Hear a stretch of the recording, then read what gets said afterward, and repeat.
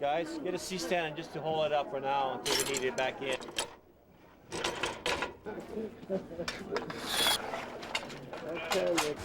Okay, folks, give it a pass. We're moving a camera. Watch your back. Moving a camera. Watch your back. He's moving fast. Thank you.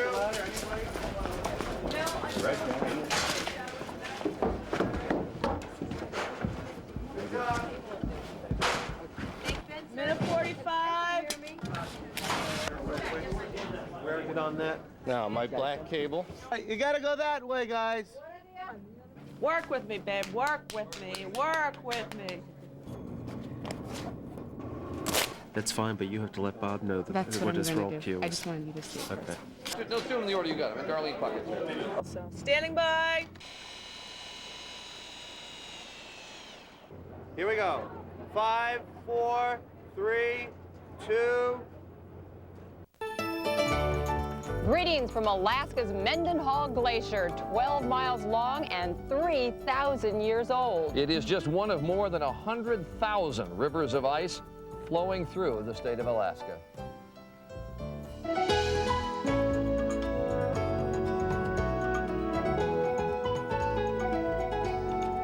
Good morning, America. I'm Joan Lendon. And I'm Charles Gibson. It is Monday, May 16th. 1 year in the making, $7 million in equipment brought to the state, hundreds of Alaskans involved in the show, and some of the country's biggest names in television, all right here in our state in the third week in May.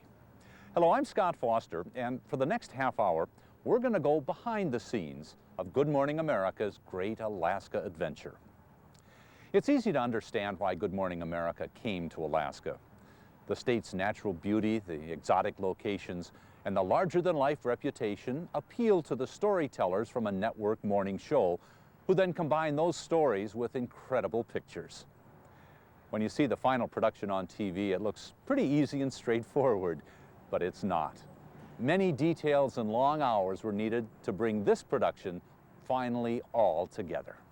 Bringing a network show to Alaska has been one of our longtime public relations goals. The state could never afford to buy 10 hours of national network exposure. We couldn't buy the 75 stories they aired about Alaska or show the beauty of the state to 30 million viewers in quite the same way.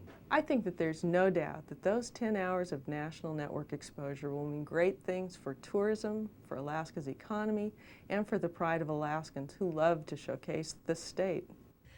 Things actually kicked into full gear about 10 months before the broadcast, when ABC sent a team to scout locations for the show. The ATMC took them to more than 45 different places, including Juneau, Sitka, Skagway. They also went to Kotzebue, Fairbanks, Talkeetna, Anchorage, and to Kodiak in the Kenai Peninsula. When the tentative list of locations was drawn up by ABC and it became apparent that the equipment couldn't move fast enough to be in place for the next day's show, ABC decided to leapfrog the co-hosts and crew between Southeast and South Central. For example, while the cast and crew flew from Juneau to Anchorage, the equipment moved from Juneau to Sitka to get ready for the next day's show. So we'll be back. Hope you can stay with us.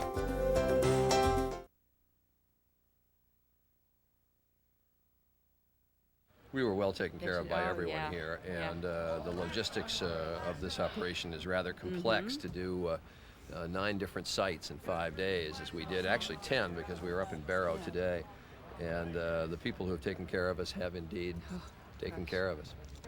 In my 35 years of experience in broadcast and communications in Alaska, this was an opportunity to participate in the largest live television broadcast ever in the history of the state. The challenge was certainly there, and we had the people, we had the manpower, we had the expertise to make it work. It was truly a thrilling experience, and to see it finally come together was success personified. Other Alaska businesses, such as Alaska Airlines, Princess Tours, Westmark Hotels, just to name a few, said they'd help too. The decision to donate 1,000 room nights by Westmark Hotels to this project was really an easy one for 2 reasons. One, the exposure that this would mean to the state of Alaska was certainly a part of that decision. But 2, an opportunity like this just doesn't come around every day. And 3, I wanted to meet Joan London. Then in March, after a second meeting with ABC, final decisions were made about shooting locations like here at the Mendenhall, what technical requirements ABC would have, and what needs would be provided by local communities themselves. Well, the first thing we had to do is get the municipality involved because we knew the location in Anchorage was going to be downtown in this area. So we had to arrange for the street closures and security, and we were able to construct the stage right down on the street there. But the real problem was the logistics of taking all the equipment that we had set up here on 4th Avenue and getting it down in time to run the show in 48 hours later in Portage. So we contracted some moving companies and we got everything moved down there, and then lo and behold, it rained and we couldn't use most of the equipment. But the fortunate fact was that the Baggage Boggs Center was available for us as an alternate, and the show went on as scheduled. The Juneau Convention and Visitors Bureau was real excited to be involved with this project. We got a lot of education. It's a very complicated matter to pull together all the logistics for this kind of a project, and we had 2 film shoots going on at the same time simultaneously here in Juneau. So we worked with a local contractor to put together a stage and put together catering, security services, and by the time we were done, it became a community-wide project. We had so many businesses and individuals involved, and everyone was so excited and supportive that it was really a fun project for us to work on. The impact of the one show alone that was done here was probably close to about $5 million, and it would take us close to 10 years to buy that kind of exposure on behalf of the community. So it was a great opportunity for Juneau and a great opportunity for the Juneau Convention and Visitors Bureau. Other details that went into making this show happen included talking daily with producers about story ideas and possible guests, helping camera crews get around the state to collect their pictures and interviews, hiring local folks to work on the show, arranging for the transportation of production trucks from the port of Tacoma and Bellingham to Anchorage and Juneau, finalizing satellite schedules as well as hotel rooms and airline schedules. Not only did Alaska Airlines adjust its schedule to move the cast and crew, but even the Alaska Air National Guard got involved with flights between Southeast and South Central so that the show could go on. But perhaps one of the most critical and complicated details of the entire production was figuring out the satellites. With the help of this computer simulation, here's what had to be done so Charlie and Joan at Portage Glacier could talk to Spencer Christian 11 miles away at Alyeska Resort. To create the split screen and allow the co-hosts to talk to one another, the satellite signal was uplinked from the top of Mount Alyeska to an orbiting satellite and sent to Salt Lake City, where it was downlinked, turned around and sent back to an orbiting Alascom satellite and beamed back down to Portage Glacier. So, to go 11 miles, the signal had to travel close to 100,000 miles through space. When we come back, we'll take you on a journey with the cast and crew of the Great Alaska Adventure.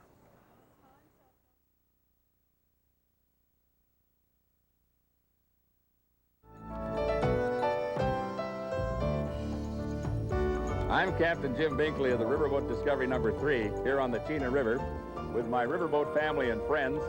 In the golden heart of the interior, the shadow of the Arctic Circle, from Fairbanks, Alaska, we want to wish you... And I'm Charles Gibson. And I'm Joan London. We're also at the Mendenhall Glacier. This is Monday. It's May 16th. It's spectacular. Just take a look at the site where we are. I mean, the glacier itself, the mountains that are here, it is just unbelievable. When she introduces you, you look to the little camera. After that, you don't pay attention to the camera. Okay? Yeah.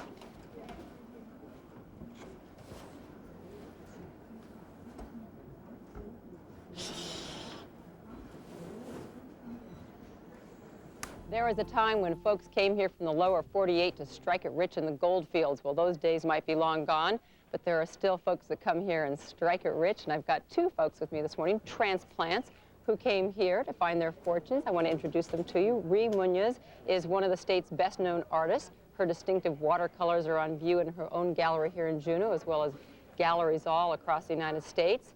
And then we have William Spear. Cheers, I'll be right over there. Don't go back up to home base. Let me put this on your belt first. This is a very intimate relationship we have with the sound man. We hardly know each other. Say goodbye. We told you the pictures were going to be great, and they only get better. See you tomorrow. Hello, how are you? Nice to see you. Nice enough? We make it look good? I wish we had time. 15 now, because you look about I the wish same we as my had daughter. We're on our way to the airport right now. Right. I know, but I mean sometimes. Well, okay, it's fine. That's no problem. What the hell are you doing?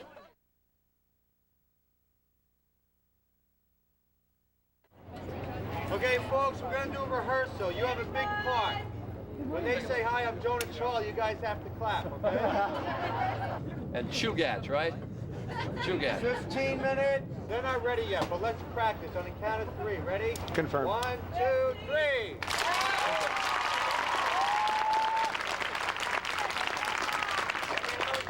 Okay, folks, take a look at the person on your left. Take a good look at them.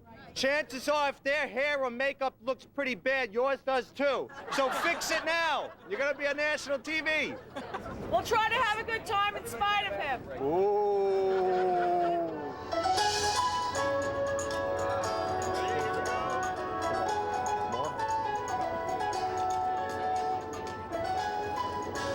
Good morning, America. I'm Joan London. And I'm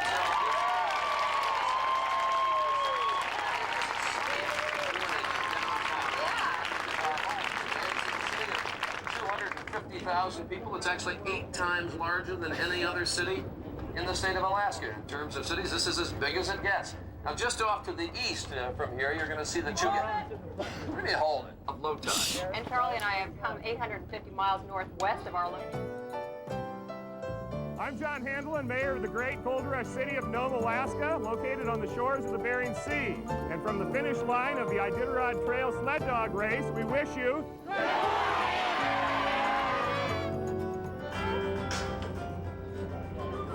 America's Great Alaska Adventure is MCI. Coming up, Alaskan men. There are a lot of them, and we'll show you what it's like to climb Mount McKinley. Spencer? Earlier, a correction. Earlier I said over 9 million.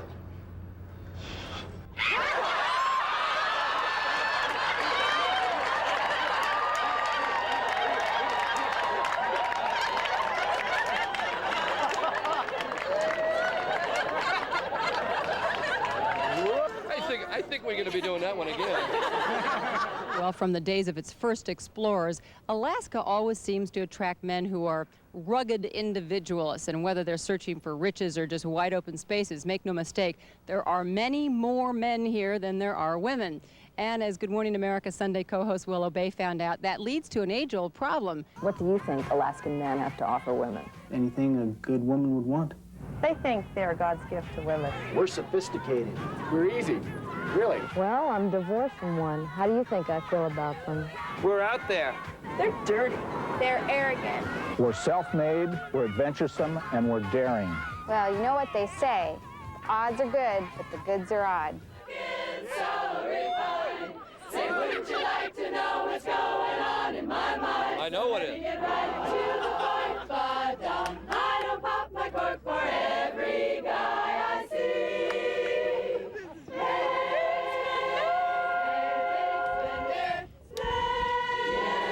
Spend a little time with me. Would you like to have fun? Fun? Fun? How's about a few? He likes fun, but they got the wrong song. This is not a big spender. No way. Show you a good time. This is going to be on tomorrow. You're not going to show this any way tomorrow.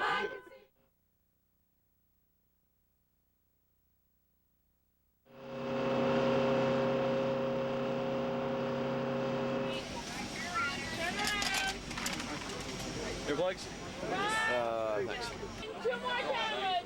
Silver Oak. 1, 2. You guys get earplugs yet? No.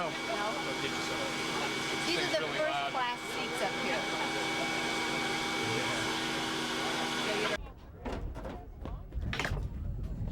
I see mine. Hey, Patty. Ed. Patty. Cheese. Thanks a lot. Okay, bye-bye. Welcome to Sitka. Welcome. Thank you very much. Hi. Hooray!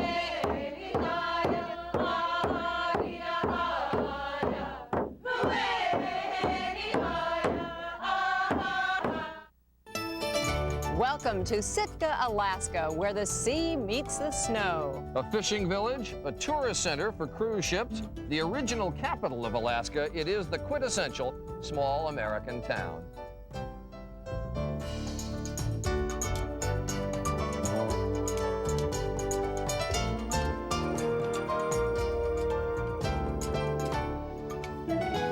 Good morning, America. I'm Joan London. And I'm Charles Gibson. It is Wednesday, May 18th, and this is day 3 of our Great Alaska Adventure, and we are in Sitka. Just a few clouds that are cutting off the tops of the mountains, but we're here on Crescent Harbor, the fishing boats behind us. This really is a gorgeous spot. Now, about 170 miles north of here, Spencer is in another very historic site named Skagway. Good morning, Spencer. Back in downtown Skagway, Alaska, thought I'd stroll over to the Skagway News Depot and find out what's the latest news. And boy, do we have some headlines hot off the presses. Thank you, Annie. Wow, this is a big story, folks. Big story. Spencer finds 100-pound gold nugget. I knew my luck would change once I came to Alaska. But on a more serious note, we have these headlines. Joan London and Charles Gibson arrested in red light district. Big Sam left Seattle in the year of '92 with George Pratt, his partner, and brother Billy too. They crossed the Yukon River and found the bonanza gold below that old white mountain just a little southeast of Nome. Take a look at your map, folks. You'll see Skagway is southeast of Nome.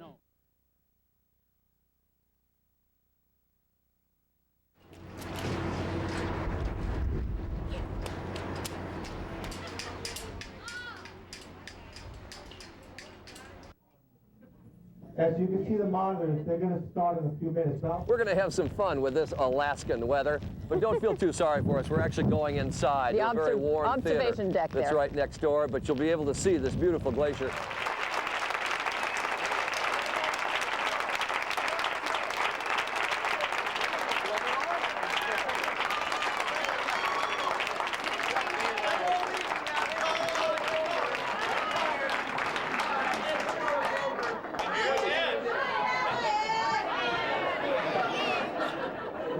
Can't tell you're not in Kansas anymore. He changed pants. That's why he's not wet. Had to change more than pants. 10, 9, 8, 7, 6, yes. 5, 4, 3, 2, 1. Want the music in? Sounds like 3. Give me 20 seconds. Open up the audience applause. 20 seconds. Move to Charlie. It is now 10 minutes before the hour. Alaska is a place where you can live as solitary a life as you choose, as far away from the rat race as you may want. But why would you want to, some might ask? Well, Alaskan author Nick Jans has written a book called The Last Light Breaking. 5, 4, 3, 2, 1. Oh, man, what a great show. All right. Nice job, everybody. Hi, Tom. One more day.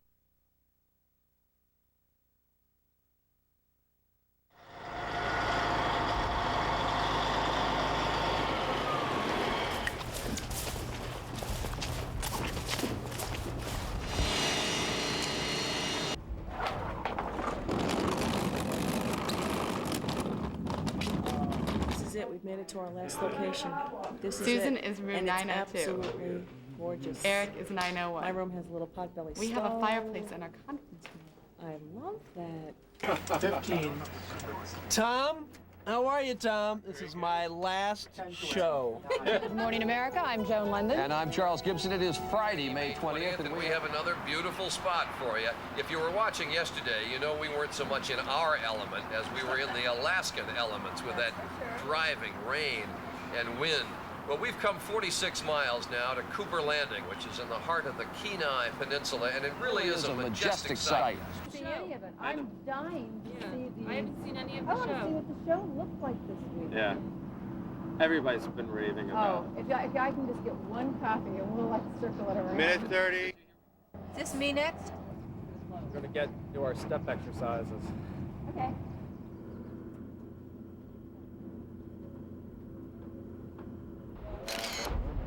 I haven't been taking pictures for about 10 years, and I just Bought a new camera, and what these cameras can do compared to what I'm used to, it's unbelievable. Otherwise, I'm going inside to change. Hello, it's you again.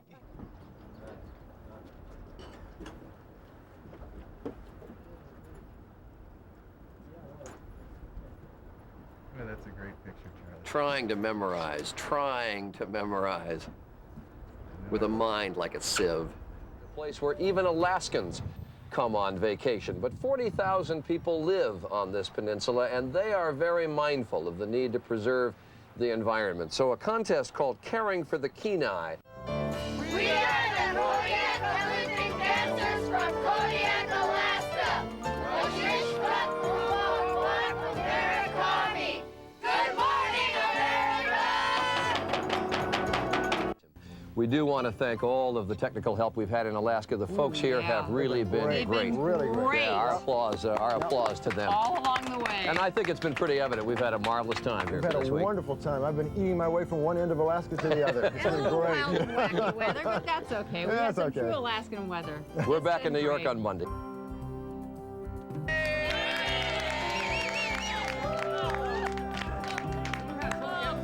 Tom, thank you very much. I hope we have a chance to do it again. Best to you. After you left Juneau on that first day, I called your Russ. Hey, Russ, get a job.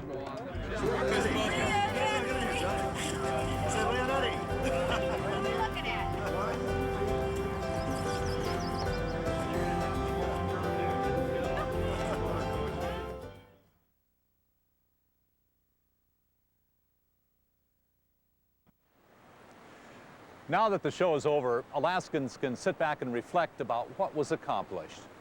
Not only did we receive 10 hours of network exposure, but the show aired 75 segments or interviews about us. Not only that, but Good Morning America continues to rebroadcast the Alaska stories.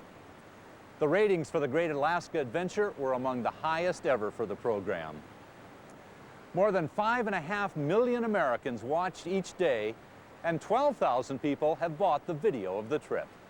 I was surprised by the number of people, especially the tourists, that come up here that bought the tape or taped the entire week segment from Good Morning America and did recognize the plane and myself.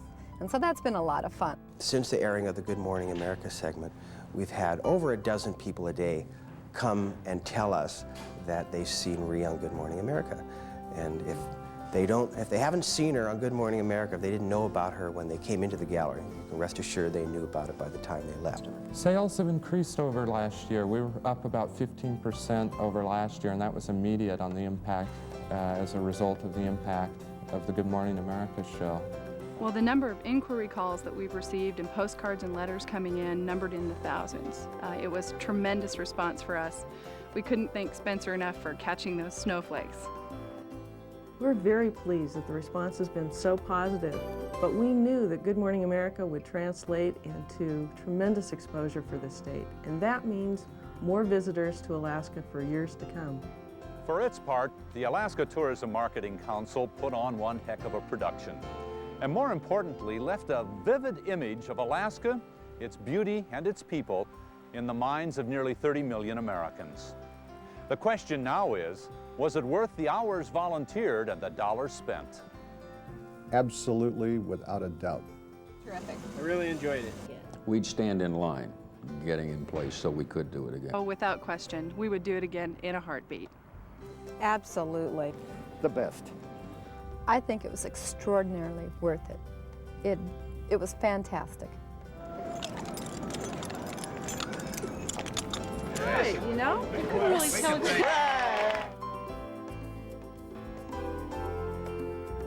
I'm Scott Foster. Thanks for joining us.